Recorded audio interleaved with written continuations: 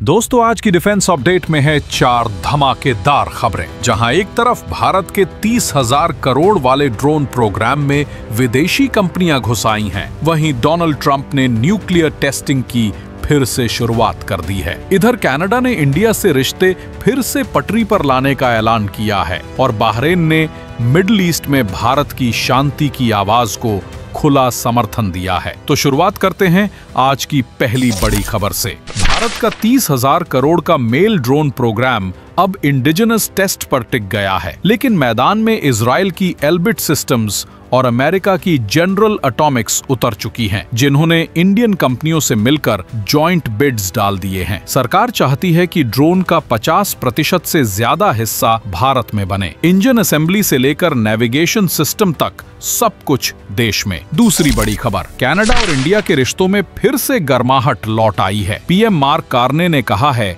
कि अब Canada US पर ट्रेड डिपेंडेंस घटाकर इंडिया के साथ नए रिश्ते बना रहा है। 2023 में खालिस्तान विवाद के बाद जो रिश्ते टूट गए थे, अब वही दोबारा जुड़ रहे हैं। फॉरेन मिनिस्टर अनीता आनंद और एस जयशंकर की मीटिंग्स ने नए रास्ते खोले हैं और 2026 के एआई इम्पैक्ट समिट में कार्ने खुद भारत आने वाले हैं। यानी नॉर्थ अमेरिका की नजर अब वॉशिंगटन से हटकर नई दिल्ली पर टिक गई है। तीसरी खबर अमेरिका से, जहां डोनाल्ड ट्रंप ने न्यूक्लियर टेस्टिंग की वापसी का ऐलान कर दिया है। ट्रंप ने सीबीएस को दिए इंटरव्यू में कहा, पाकिस्तान, रूस, चीन और नॉर्थ कोरिया लगातार गुप्त रूप से टेस्ट कर रहे हैं, इसलिए अब अमेरिका भी खुलेआम टेस्ट करेगा। 3 दशक बाद ये टेस्टिंग ग्लोबल स्टेबिलिटी को हिला सकती है, क्योंकि ट्रंप ने साफ कहा, we are going to test because they test. और आखिरी खबर मिडिल ईस्ट से, जहां बहरीन ने भारत की शांति और डायलॉग की नीति को